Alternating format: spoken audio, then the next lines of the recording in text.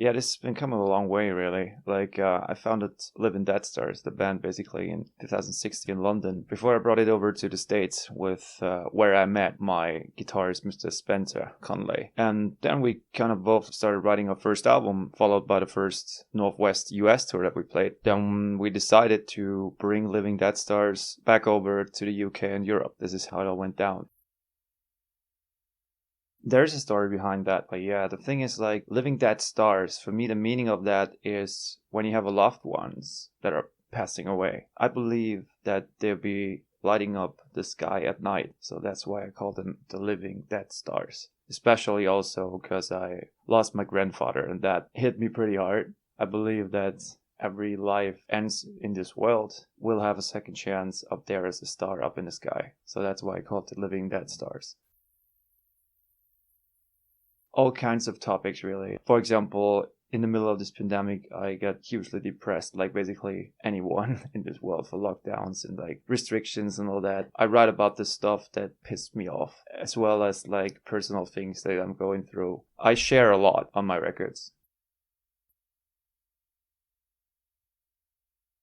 Since we are from all over the place, it's difficult because we only come together when we tour. So right now we have, for example, the new bassist song called Edwin Seeley. He's brilliant. I met him 1 week before we started touring. So 1 week before we went on the first show, and this is Living Dead Stars. Living Dead Stars is crazy. There's so many things happening and so many things going wrong at the same time, but all of a sudden it always gets us one step further in our careers. Right now, the setup is Jonah Goldstein, Spencer Conley, Edwin Seeley, Ashley Guest, and myself. And this is the setup that hopefully is going to stay like that.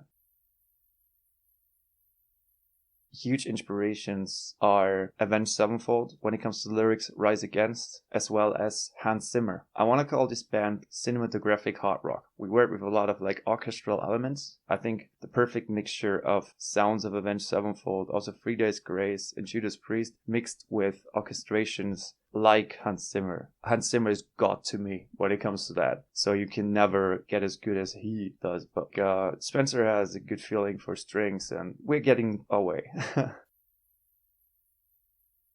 But yeah, we had a whole orchestra. And for the new album that's gonna drop pretty soon, we also have like violinists in there and cellists, and we had it all. You know, we're still talking to labels and seeing where things at. One of the reasons we are on tour right now, to promote that, and then we see where we at. I was pretty much also touring as a single solo artist. And in that time, Ed Sheeran was a huge inspiration to me because this guy just has it all and everybody knows that. But, you know, I was like one of these guys when he brought out his first album, even before that, I was like, dude, this is fucking amazing. How can you, with one guitar, put so many emotions into that and write lyrics like that and the guitar? So I learned something from him too, because the thing is, like, Ed once said that when he was talking about how personal his lyrics are getting, he's basically said, the song belongs to you until you release it, then it belongs to everyone else. And up to this point, I was in the mindset of, do I share it now, this story? Is it too intimate, or will it just let go? And ongoing from now, and after I heard that, I was like, might as well I just release it, and people making different stories out of it. I see it every night people come over and they're telling me like, dude, this song, it reminds me of that, this and that. And I was like, wait a minute, this has absolutely nothing to do with that. And in their lives, it helps them through something. If that's the case, then win-win for both parties.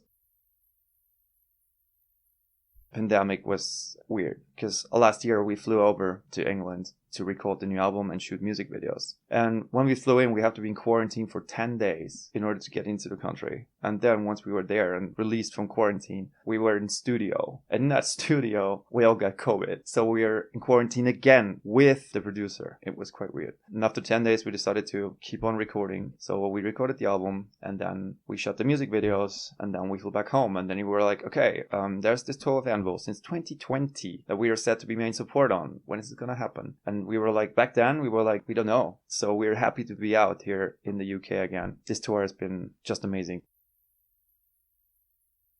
Now I have another band called Stormhammer, which I mostly tour Germany, now Belgium and the Netherlands. And I felt it coming back then. And then I came over to the UK and I was like, okay, it's properly back now. So I feel like there's a few people been still scared of going on shows like that. But it's not to the level that it was last year. So we're playing packed shows with Anvil and it's all good. It almost feels like we're back to normal again. Almost.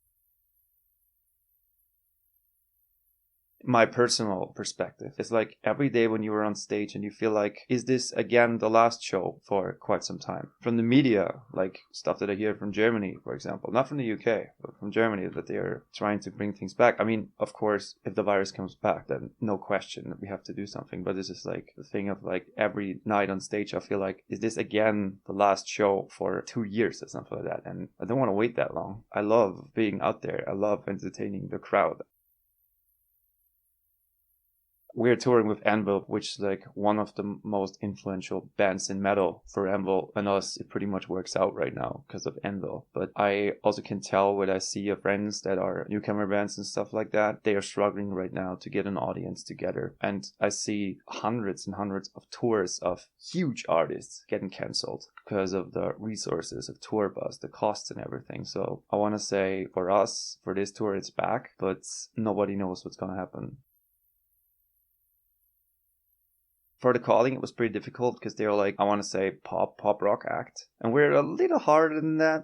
That's the challenge. You know, they're all calling fans. And when the calling fans are becoming Living Dead Stars fans. And when the same thing happens with Anvil now, which is complete opposite, that's just cool. And we really enjoy it. And I want to say, after every show, people approach us and say like, well, dude, come back. Please come back. It's going to be awesome. And they also buy a lot of merch, which is cool.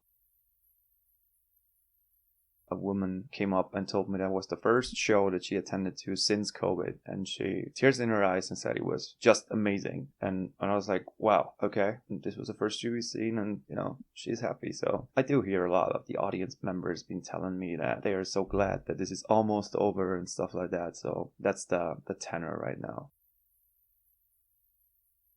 I might branch out into the pop world soon. I work on another record, which is a pop record with another producer in England, but I'm still with Living Dead Stars, and I'm also the frontman of Stormhammer now. So I have 2 touring bands, and I'm trying to work on a pop project. Pop basically is just because I was in that field when I was younger, and I kind of want to get back to it again, because I feel like there's some messages that you can better transport in the pop world than you do in the metal world. And I know the metal world with Living Dead Stars now, so I write lyrics and songs for them. I know the power metal world now from Stormhammer, and I still have capabilities for pop, and I want to do that too, because there is no genre on this earth that I hate, or let's say don't like. I think it's all like huge combination of different genres finding together, and you can find all that in all my projects. So if you listen to Stormhammer, you're not just hearing the classical power metal, you hear my opera influences. You listen to Living Dead Stars, you hear from the electronics to the orchestrations, to the calm parts, to the heavy parts, to the screaming parts, everything.